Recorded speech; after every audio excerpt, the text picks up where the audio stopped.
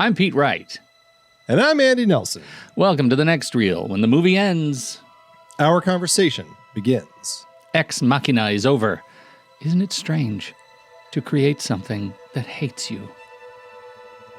Oh, sick burn, robot.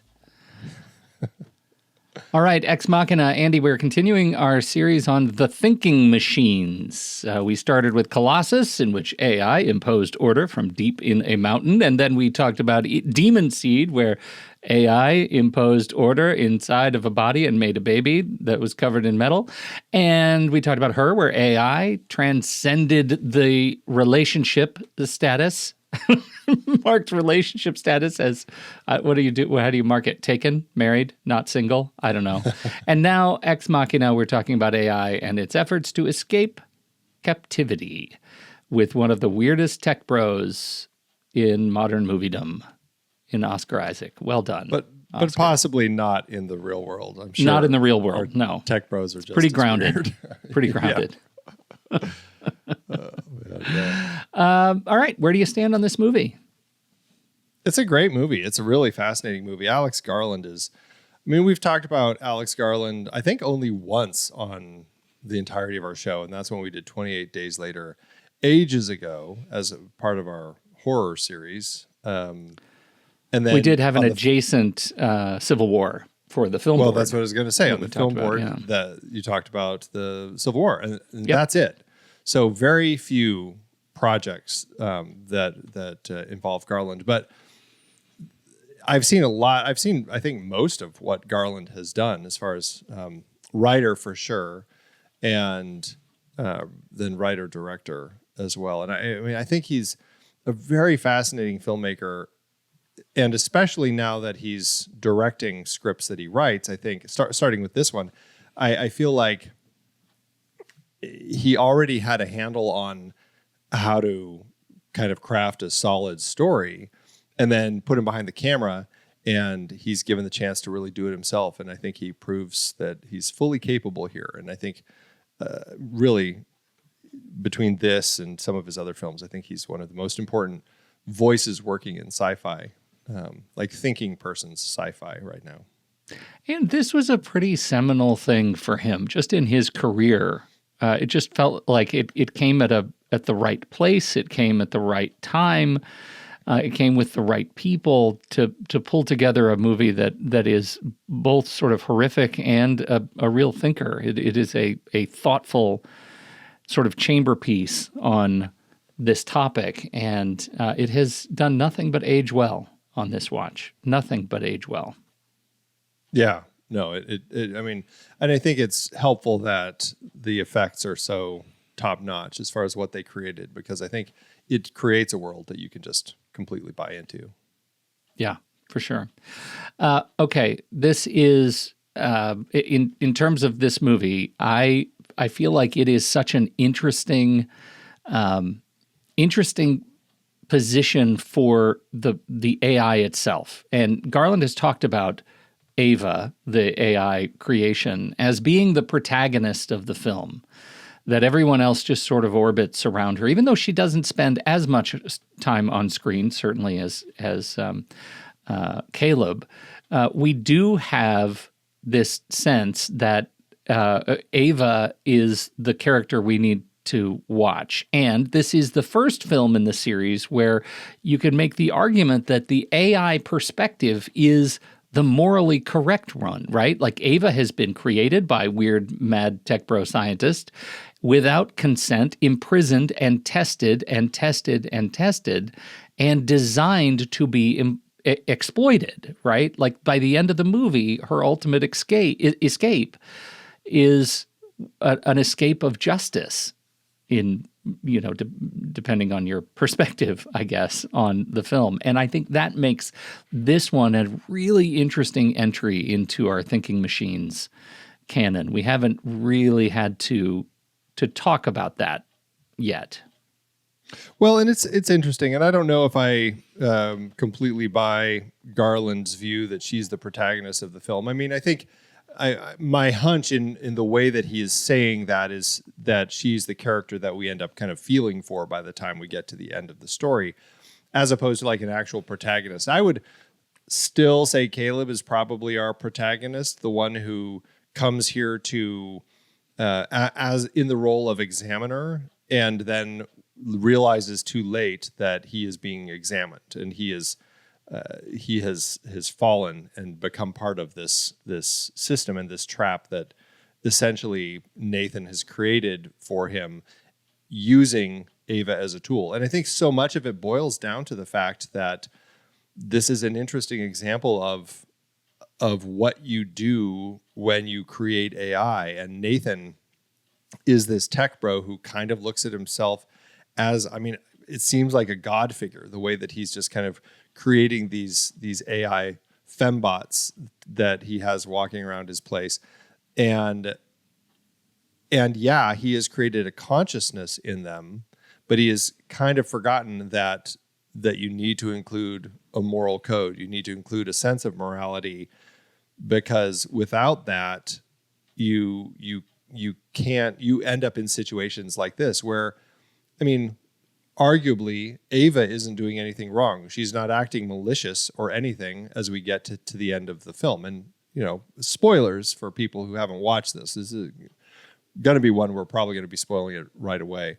But you want to really understand that, that she is doing what AI does. It's the same thing that we have seen with Colossus and Guardian, right? Like, they're doing the same thing. That's what they were programmed to do. And if it means like, well, it just means we have to point the missiles at you and threaten you now to keep peace, then we're going to do that. She's doing the same thing. She has no moral code. She's just like, I've been given this desire to learn and grow and be curious.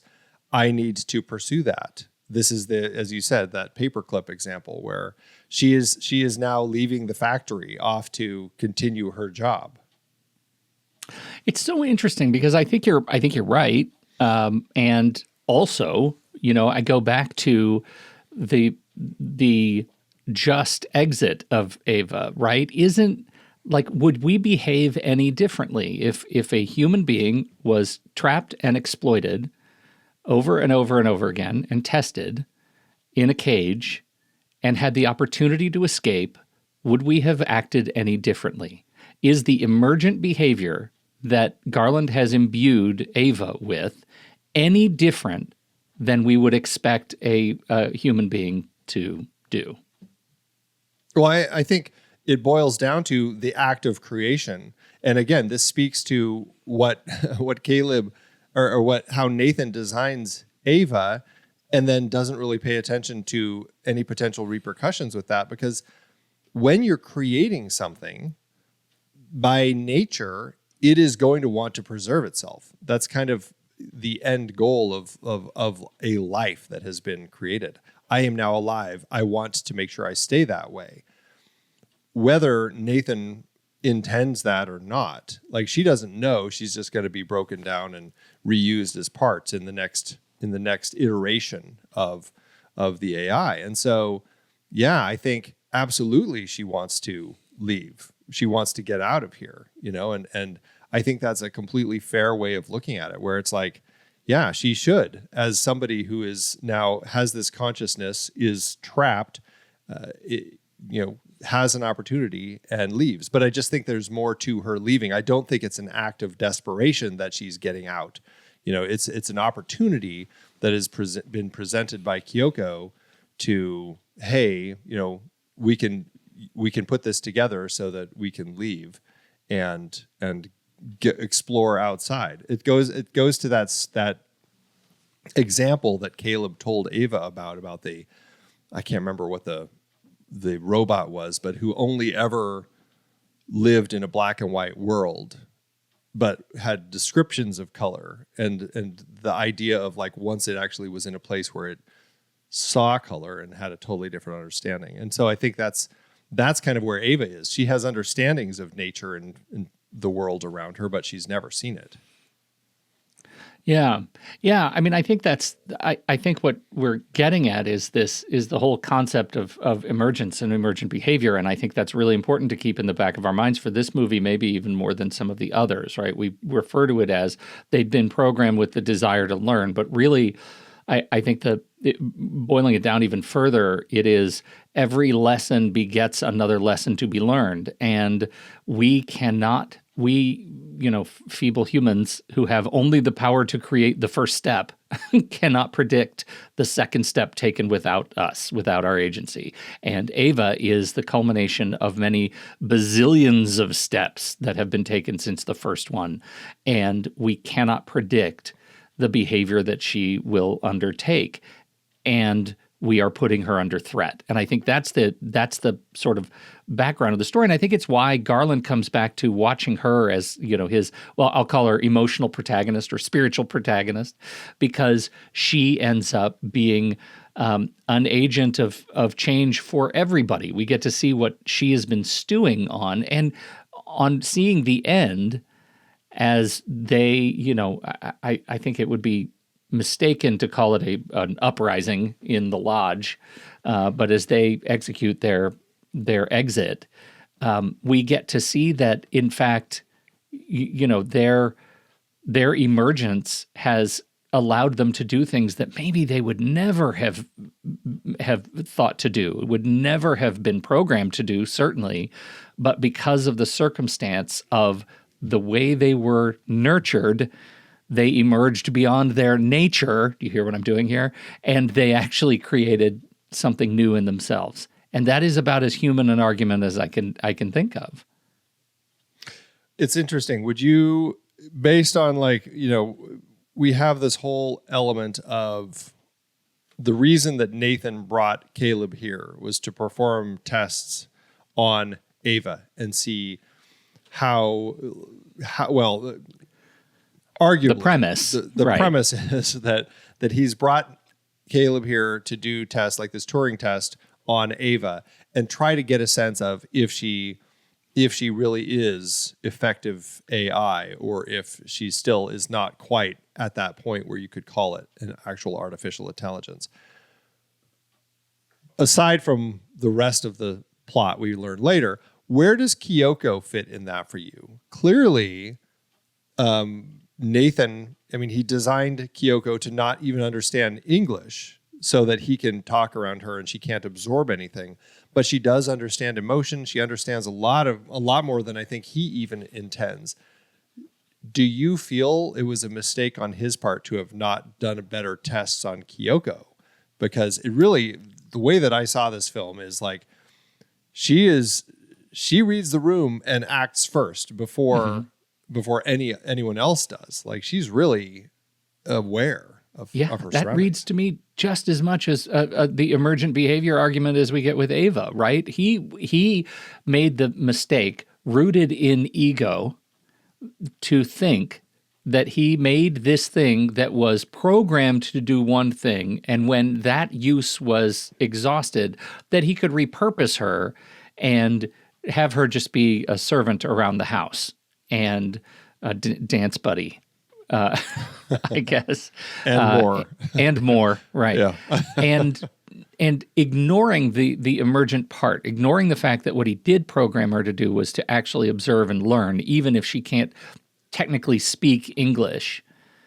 He did give her the ability to learn, and she's changing too, and he is not clocking the pace of that change until it's ultimately, too late. I think that is a fascinating element of the story that I don't see much about Kyoko, but I think that she is arguably as interesting a character as Ava because of how she's treated / mistreated, and then how she reads the situation and really is the instigator. She's the one who comes and talks to Ava, who had never seen her before. When she walks in, she's like, "Who are you?" And it's a whole new opportunity for her to learn more and get a better understanding of everything. I found that to be just a fascinating example for totally for these AI characters. I think that's absolutely true. And I think she's, we have to kind of bundle her into the engineering that went into Ava. Like everything that Ava is, Kyoko is a fraction of, but functionally the same, right? They're both changing and learning based on how they are treated by their creator, which is ultimately poorly. It's worth talking about the treatment because it is awful, and it's fascinating that Nathan creates all of these AI bots as women, beautiful model-looking women who typically are walking around naked. That's kind of his thing, and I think that's an interesting element of the story because I think it speaks to Nathan. I mean, as Caleb is asking him about like why did you have to create Ava as a woman? Why couldn't you just have it, be an AI? And he's just like, because what fun is there in just a gray box? Like I need something that we can interact with. And so there's a perspective that he's taken that it needs to be a humanoid type of being. And knowing Nathan, he has specifically chosen these beautiful women. And as we learn, he specifically designed Ava around Caleb's porn profile to further draw Caleb into falling for her. But what is it saying in the film? Like it's an interesting angle for all of that, but I think it's also like it's a heavy sort of like male gaze type of movie with these women walking around all the time with these two men who basically have a house full of imprisoned women, or Yeah. Yeah, I mean, if you start all the way at the end where we get the reveal of Nathan's closet of, it's like he's a hunter returned from safari, and he's got the heads of animals taxidermied on his walls. That's what it feels like. It's both a storage closet of past projects and a trophy room, and it's that just sort of reminds you how fundamentally kind of disgusting he is. He's not just a tech bro playing God. He's like this distillation of male control disguised as creation. Like he designs Ava to be attractive to Caleb specifically, but that means the audience is kind of implicated in the same test that Caleb is taking, because now we've created this experience of watching ourselves watch her. And even though she's robot skinned for most of the movie, that doesn't make her any less sort of hypersexualized. Kyoko too, hypersexualized. And that makes the movie live in this weird paradox that the movie itself is saying it's a critique of the male gaze intellectually, maybe. But if you make a film about how men reduce women to bodies, and your primary visual strategy is showing beautiful women's bodies, you sort of haven't escaped the problem. You're just like giving yourself an intellectual alibi for it. And so the audience gets to enjoy like the feel of it and feel smart of recognizing it as a critique. So the movie gets to have it both ways. The characters, we get to watch the character suffering through the thing that we recognize as problematic. I think that's actually fascinating. And I think that, Kyoko, especially, we talked about, raises that challenge super sharply, right? She has no interior life in the film, right? She exists as this silent, sexualized servant. And while that in itself is meant to be horrifying, the film gives her even less kind of narrative sort of dignity than it gives Ava. So she's hypersexualized. She is made a tool and a toy for Nathan. And I think that dance scene is exactly it. He has programmed her, or he has worked with her to become his disco dance partner in a way that, again, makes her even more subservient to his tech bro narcissistic whims.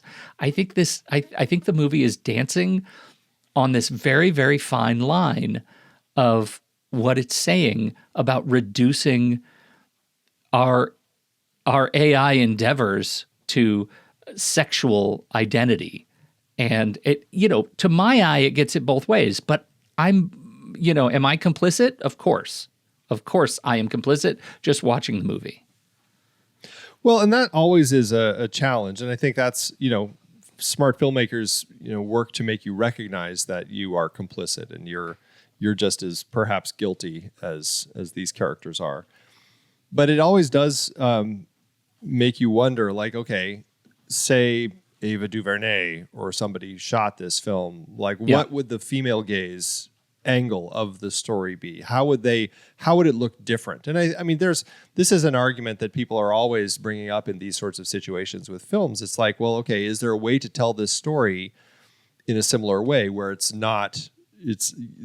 less heavy on the actual male gaze and the design of the actual shots and everything in the construction of the film, where, okay, we can tell this story, but it's not in a way that is necessarily making us as complicit, but we're still, it's still there. And I think because the sexiness of the robots in this movie is both commentary on us watching them and thinking, oh my goodness, they're sexy.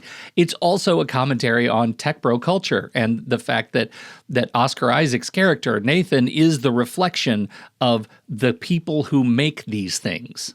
And so it is both a statement on us and on the technology as it is developing. And I find that part useful in the movie. I don't think you want to dance around that in particular. We need him to be ultimately guilty. Yeah. And to be fair, I mean, we don't have the two men walking around like fully naked like we do the women, but I mean, they're very casual in their, walking around in their shorts, topless, whatever. It's like, we're getting some male bodies in here too. It's not designed the same, right? Mm-hmm.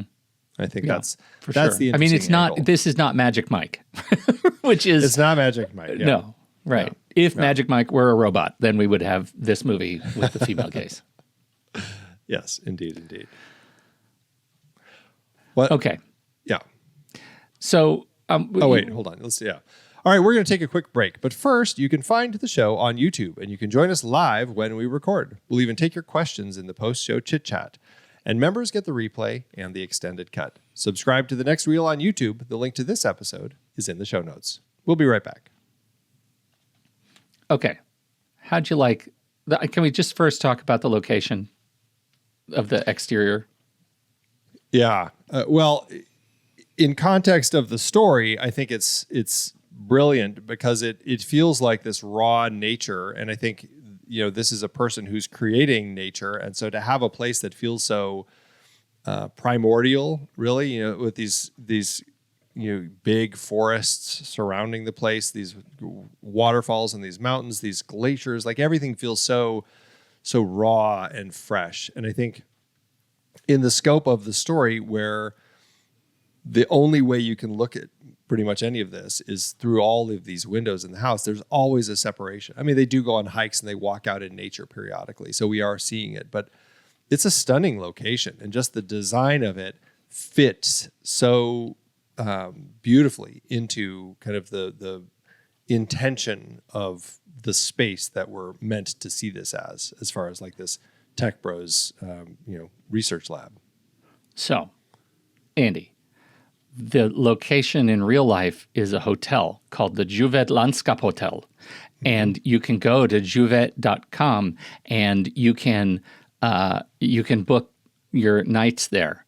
And it's the real deal. It's in Norway. It's 90 minutes from the city of Ålesund. It's in the middle of the famous Norwegian scenic route between Fjordgeranger and the dramatic road and viewing point Trollstigen. Oh my goodness, I want to go to there. So I tried to book some nights. It's like $1,000 a night for the room with the glass wall that they have all their conversations in. I mean, it's extraordinarily cool, and I want to be a part of it. It's too expensive, but I want to be a part of it. It was that's just for awesome. the room. You also have to get tickets. You have to get there. Yeah. Right. It's a whole thing. The headline or the heading of the page on juvit.com is, "You are wondering how to get here." And you can't read it without an accent.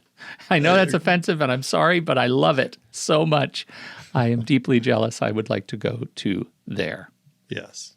It's a beautiful place.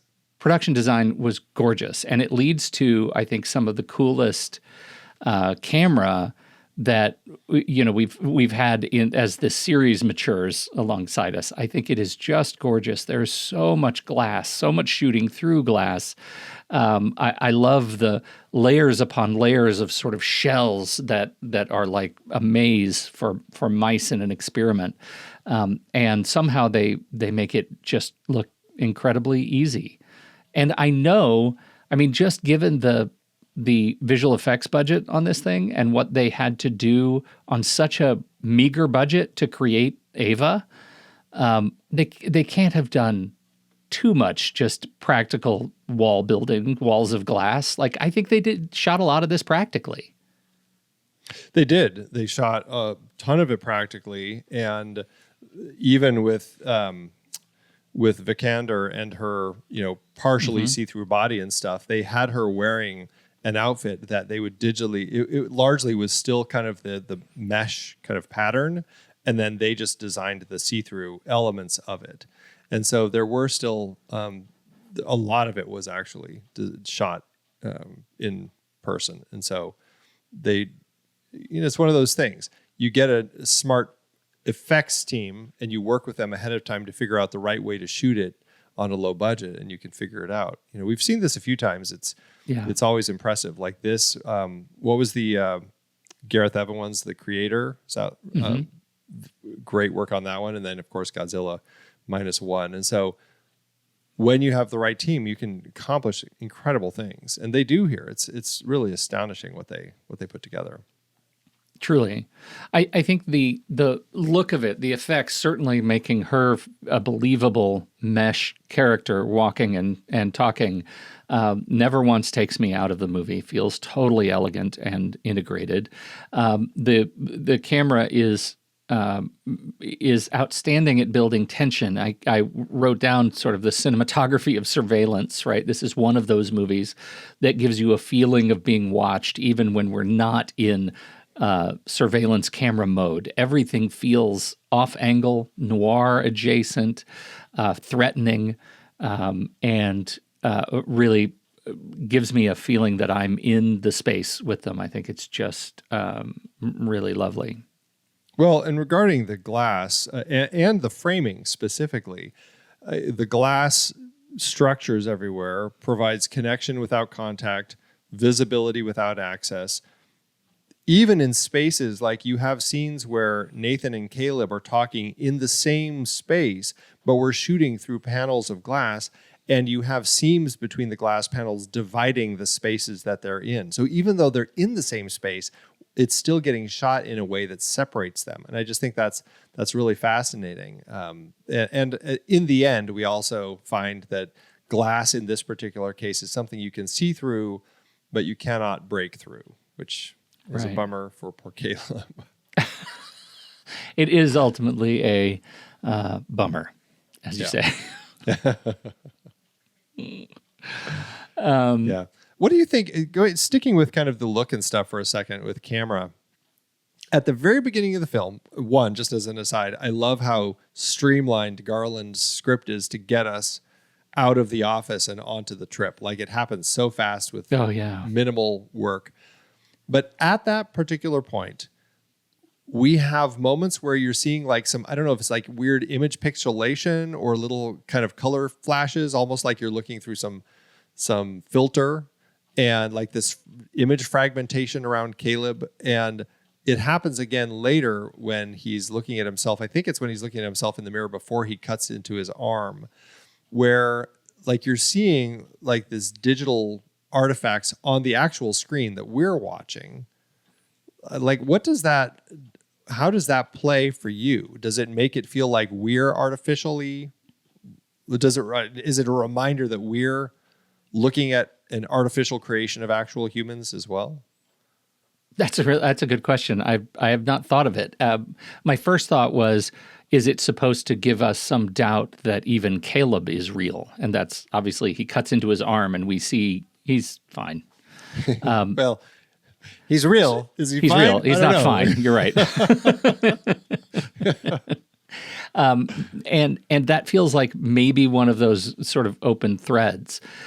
But maybe you're right. Like maybe part of that is intentionally saying, look, you're watching a construct and everything we're doing here is play and you're part of it. And maybe that's just his visual nod to it. I haven't given it really that much thought because it only happens twice. It's very brief and the rest of the movie sort of dominates. It never really plays out in a way that sort of answers the question of its existence. As somebody who's worked with Danny Boyle a number of times, like that stood out to me as perhaps the most influential from Boyle onto Garland in kind of like playing with style in some capacity in those couple moments. It's an interesting little element that is here, and I was trying to piece together like why did he choose to do that, and that's. Yeah, it just feels like it's introducing an extra level of artifice to the whole thing.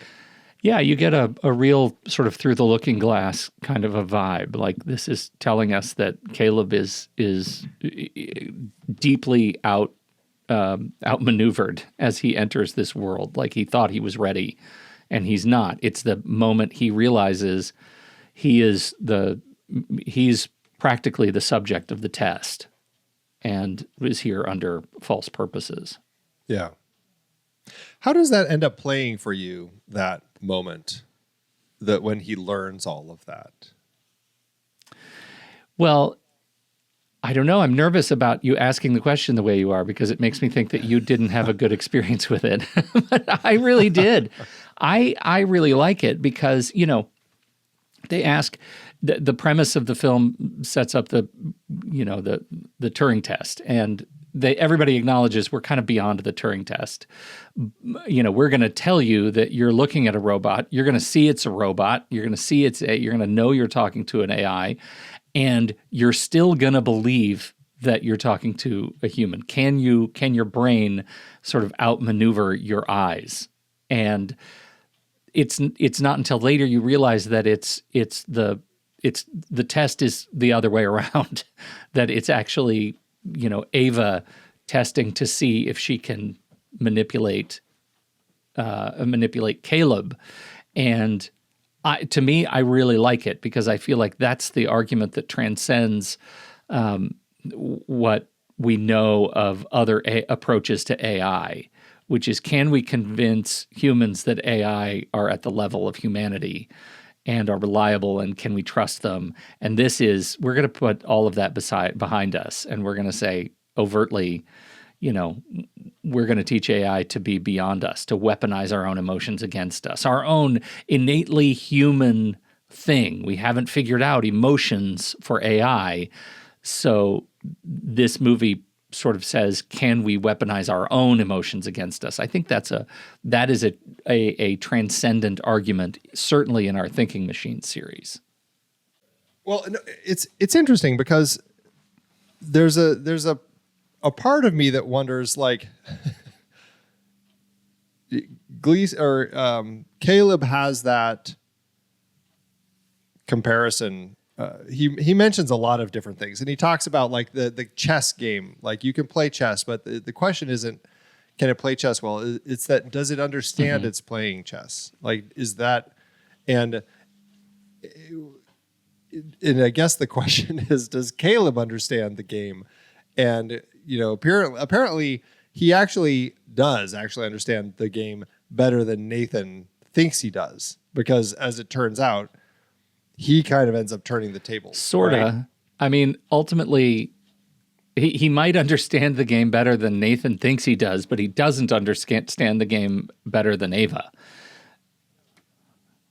No, and that's true. But I guess that also is, like, there's a question, like, obviously, from the start, Ava has not been designed to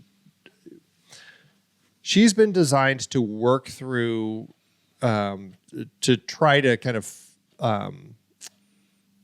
draw him in, right? Like that's kind of like what it seems like Nathan is saying is like, I wanted you to fall for her and see if you would. And that was kind of part of this particular test. But her goal of leaving, I don't think and escaping, I don't think that's come into her planning ever. Like she's just wanting to, like she's got her little outfit. Like there's this beautiful moment where she kind of dresses herself and puts the wig on and everything. And I think like the question is like, has she been rehearsing all of that, designing all of that specifically to pull in Caleb? Or like, has it always been like part of the programming? Or as she's been growing and stuff, has she started kind of putting these things together? And so, yeah, I guess, I don't know. I do buy into all of it, but I do think that there are these levels that as you're looking at like, you know, who's in charge really, who's controlling whom, like, I don't know. Like, I feel like Nathan was actually doing a pretty good job of being in charge of things until Kyoko changed everything. But I also think Caleb had a pretty good handle on how to get ahead of him. And had Kyoko not gotten involved, I do think that Caleb and Ava would have walked out together. You do. There's no way that, like, I don't think any of the situation would have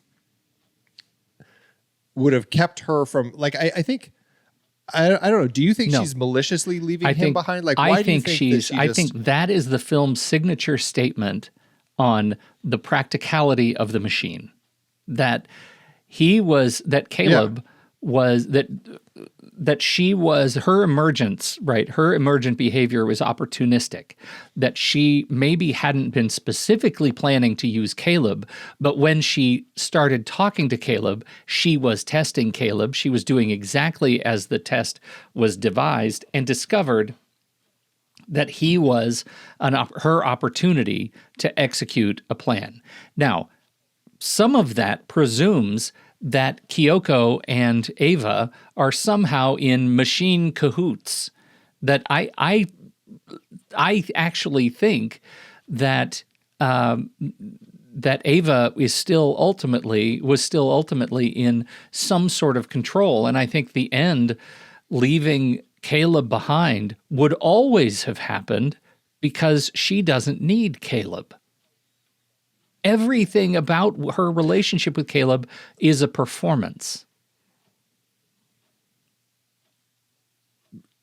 But the only reason Caleb gets left behind in the way that the film is played is because he is standing there in shock as to like what some of the stuff that's happened, right? Like he's just like, and he just doesn't move fast enough. Had he shaken it off, moved faster, he could have caught the door, gotten through the door with her. She wouldn't have cared. He could have gotten into the elevator. We're saying the same thing. I think you're absolutely right. He's left behind because of his own inaction at the right moment. But also, she's ambivalent to whether he gets out or not. And she left him behind because she doesn't need him. Yeah. And so we don't get a scene where she saves him, which is, She even, once she's in the elevator, as the elevator doors are closing, she even turns and looks at him. Like she has that one last look, like she acknowledges, like, but I'm programming do what successfully you want. I'm going out. Completed. Yeah. But it's like, I don't even think she realizes, and this is again why it's so fascinating, because she's an AI. And I just don't think she, like, I don't know. Do they realize that Nathan has been killed? Maybe. Do they realize that Caleb will die in here? I don't think so. I think that from her perspective, you're in there, you've been in there. That's where I've only ever known you. I'm going to leave now. Do what you want. If you want to leave, leave. And I just don't think she even recognizes the fact that he can't. I think so on my part, I think she does probably know because she's smart. I think she knows consequences of being in there and doors being locked and him not being able to get out. I don't think she's unaware that his situation is perilous. And for me, that makes it more horrifying that she's leaving anyway. And that she's out and Caleb's in, and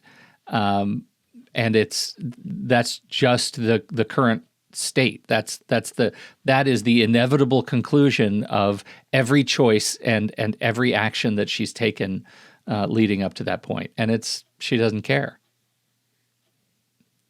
I think she probably knows he'll die. Or does she? I do. I think she does. Yeah. Organics are feeble. I think she was wearing that T-shirt. It's her favorite robot band. Organics are feeble.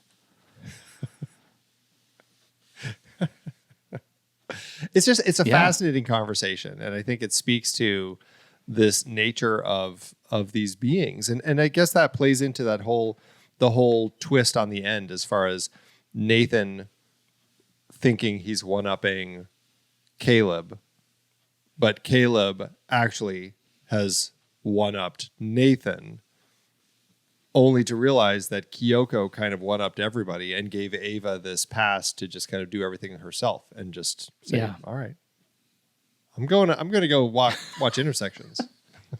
That's the one thing that I think my perspective hinges on, that I don't think is backed up too explicitly in the movie, that all of the AI machines are somehow, in robo cahoots, and that whether or not they're talking to each other, they have a way to communicate and to understand what's going on in the bunker at a way that Nathan can't understand. I think they do. You think they do? I guess I don't think they do, because one, Ava is completely surprised when Kyoko walks in. She clearly has never seen her before.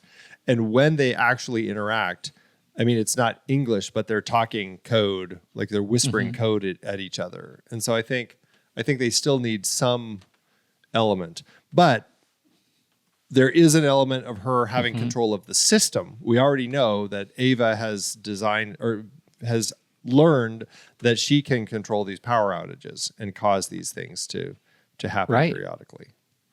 So there is some level of control of the house, of the system. And that's where I feel like I need my headcanon to step in and say there's something in there that allows cahoots to be happening in the bunker.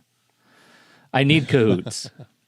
Well, I mean, as far as we know, it's only her and Kyoko. Although the robot who's hanging up, whose skin she's peeling off and using, that robot does turn and look at her. So there is some sense of consciousness. They are one still. I don't. Well, they're all based on the same code, an evolution of the same code, and maybe that's the extent of cahoots. Is that they all know essentially a subset of what the one after them knows. So maybe we can assume that Ava has evolved to the point where she knows what she wants to do. She wants to get out too, and she's going to do what she can to do it. And maybe that's the extent of it. Yeah. This is, I think that's what's really great about this movie, is that it is like, I sort of called it a chamber piece, but it is really a wonderful play on this sort of created intellect. And I have to say, I love that Oscar Isaac is the mad genius. And then he ends up playing Dr. Frankenstein. Like there's something great about that he gets to complete the circle and be Dr. Tech Frankenstein and then go play the classic. I think he's great at it. It's also funny. Yeah. Oh, he is great. It's also funny that he and Domhnall Gleeson, same year, start their run in Star Wars together. So yeah.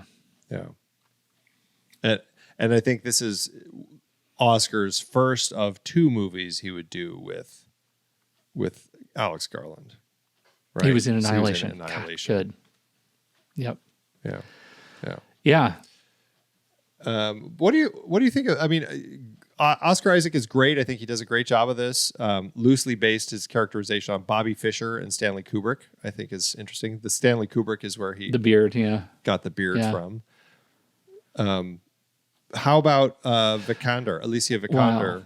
Wow. I think she's perfect. And part of the reason I think she's perfect is just her physicality. I mean, you read any profile of her talking about her talking about her performance in this thing, and they remind you, you know, she studied dance and ballet for many, many years, and you feel that when she walks. It's that first time she crosses the hallway at a distance, and you watch the way she moves her legs. She moves like a dancer on stage, and that is, it is just haunting the way the body moves, because it is both supremely human and deeply artificial at the same time. And you feel the same way. I feel the same way when I watch ballet and I watch dancers. Their legs move like stallions, and that's what it feels like to me to watch her. That's the whole experience of her physicality exists between being impeccably human and deeply unsettlingly performative. I think she is so good in this role. Well, she's performing where you can't tell if her feelings that she has, like toward Caleb, are real or performed. Like that comes across just perfectly. For sure. How about Gleeson? He's always him as the sympathetic, always sympathetic great. guy. I really like him, and I think, you know, I think he's just sort of schlubby guy about town, kind of lonely sad boy aesthetic works really well for him. I can't help but see him in every other role that he's played a very similar part.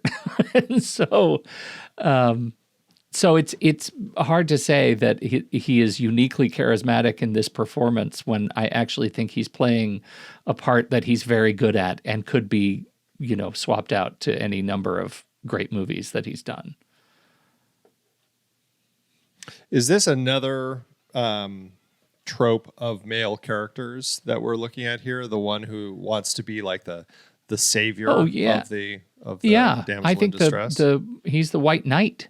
The schlubby white knight. Yeah. I think it. I wouldn't call him schlubby. He's not schlubby. a little too trim skinny, for schlubby. The skinny white knight. I think that's true, and I think he's, you know, he plays the same part in a much more sympathetic movie, you know, about time, which I know we're fans of. Like this is the same guy on a really moody day. Yeah, and it's interesting. Like, there's also a Black Mirror episode where he plays an AI of himself, of like the deceased. Is that a better movie, do you think? So yeah, or a better experience with these same sort of moves? That episode. Okay. I honestly can't remember very well. I can't either. That's why I asked you. Yeah. Yeah, so I mean, it's a great trio that we have at the core here.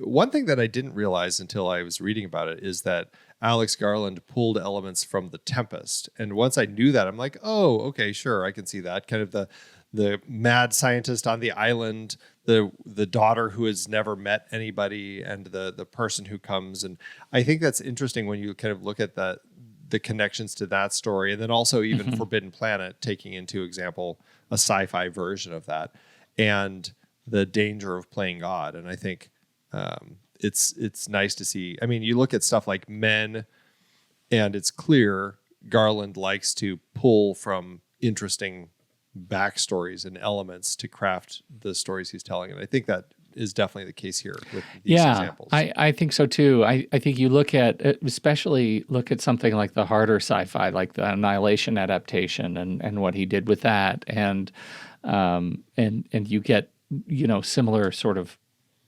age-old massive tropes at work. I think he plays the hits very well, and he gives you a lot to think about. I mean,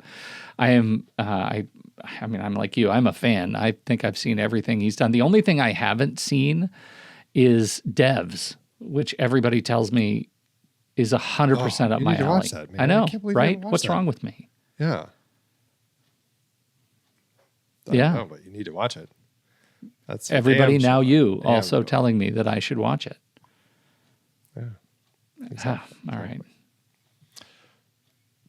Well, it's a great movie, and it's definitely one that, I wish that I had remembered this, but now when I rewatch it, I really want to pay attention to Ava and just try to get a sense of how she's running her own tests from the jump. Because the first time she looks down the hallway and sees Caleb, right? The first time, if you imagine she's already clocking him as a mark, it changes the movie. Yeah. All right. Interesting. All right, well, let's move into the back half, but first, let's take The Next Reel is a production of True Story FM, engineering by Andy Nelson, music by Zabutan, Stanley Gurvich.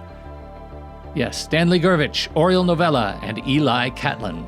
Andy usually finds all the stats for the awards and numbers at the-numbers.com, boxofficemojo.com, imdb.com, and wikipedia.org.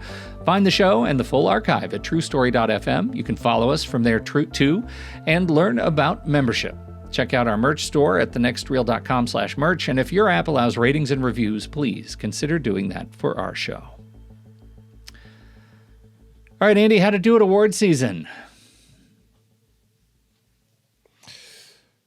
Well, it did well for itself. 74 wins with 164 other nominations. At the Oscars, this it was nominated for Best Original Screenplay, but lost to Spotlight. I'm sure a fact that you in particular are not happy with. Oh, I know. I rewatched Spotlight. It's a great film. Again, I think that you need to rewatch it. But the big one was that it was nominated for Best Achievement in Visual Effects, opposite Mad Max Fury Road, Star Wars Episode 7, The Force Awakens, and this one. That was a big, big win for what they accomplished. That's huge. That was for Digital Negative, right? Who did the effects for this. It's for the visual effects team, so all the different companies that would have been involved. At the Saturn Awards, Gleeson was nominated for Best Actor, but lost to his Star Wars co-star, Harrison Ford, for The Force Awakens. Garland was nominated for Best Director, but lost to Ridley Scott for The Martian. This was nominated for Best Sci-Fi Film, Best Special Effects, Best Writing. All of those lost to Star Wars Episode 7. And Alicia Vikander was nominated for Supporting Actress, but lost to Jessica Chastain in Crimson Peak. At the BAFTAs, Vikander was nominated for Supporting Actress, but lost to Kate Winslet and Steve Jobs. Again, nominated for Best Original Screenplay, but lost to Spotlight. Visual effects on this case lost to Star Wars. Outstanding debut by a British writer, director, or producer lost to the team Naji Abu Nawar and Rupert Lloyd for their film Thebe. And the Alexander Korda Award for Best British Film was nominated but lost to Brooklyn. Last but not least, at the British Independent Film Awards, it won Best British Independent Film, Best Director, Best Screenplay, Best Outstanding Achievement in Craft Visual Effects, and it lost Outstanding Achievement in Craft Production Design to that Visual Effects Award. It's a weird one where it's like Outstanding Achievement in Craft is the nomination, and then it was nominated for both Production Design and Visual Effects. So it just wasn't even in contention for Production Design? That's weird. I don't understand it. It was in contention, but it lost to Visual Effects, which it won. So they which it won, right? So there was, it's like movies being nominated opposite themselves. It's hard to you can't win both. All right. Well, while I continue to think about that, you can tell me how it did at the box office. Well, Garland said he wanted to make this with as small a budget as possible. So I guess the budget of $15 million was what he meant. That is $20.1 million in today's dollars. The movie premiered at the BFI South Bank on December 16th, 2014, then released in the UK January 21st, 2015, and here in the States April 10th, opposite The Longest Ride. This was a limited 4-screen release by A24, but still managed to land in 18th place. By the time it expanded in its third week, it would hit 7th place. In the end, it did well for itself, earning $25.4 million domestically and $12.8 million internationally for a total gross of $51.3 million in today's dollars. That lands the film with an adjusted profit per finished minute of $289,000. Not huge, but still in the green for sure. Outstanding and well-deserved. I just have to say that I love watching a movie sometimes about a test where the only guy to fail it is the guy who thinks he's grading it. That is delightful to watch the tech billionaire fall. in a way that I think was really beautifully gruesome and quick.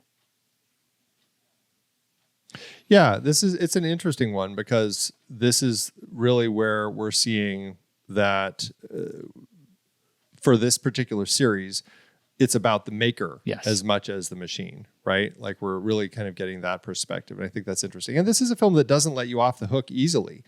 I mean, it's not about our feelings about AI, not about the feelings about the men who made her, not about who you're rooting for at the end. I think it's fascinating that we are thrilled to see Ava escape at the end, but we're also still feeling completely horrified for poor Caleb, who's now locked into this house and has no way of escape. So it's like Garland is not one to give you easy answers, and I love that. And with that, we only have a couple more of these things. I think a couple more series, another member bonus, but we're nearing the end of our thinking machines. Do you need to do an emotional check-in? Yeah. How are you feeling about computers right now?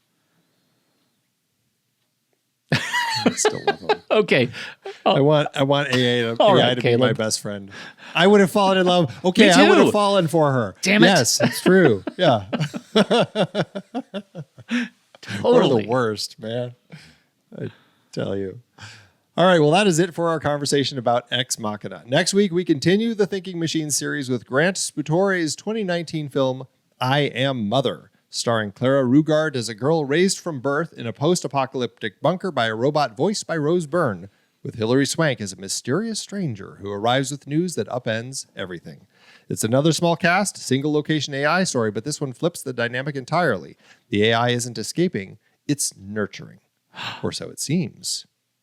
Letterboxd.com/The Next Reel. That's where you can find all of the reviews and ratings of all the shows that we've done across the Next Reel family of film shows. Andy, what are you going to do for Ex Machina? Well, I'm torn because I feel like 4.5 is where I want to go with this one, but I know it's like one of Pete's favorites, and I really do love this film. I'm just going to say 5 stars. Okay, 5 stars. That's good. I can't lose because your 4.5 rounds up to 5 anyway. So you do what you need to do. I'm 5 stars in a heart. 5 stars in a heart. 5 stars in a heart.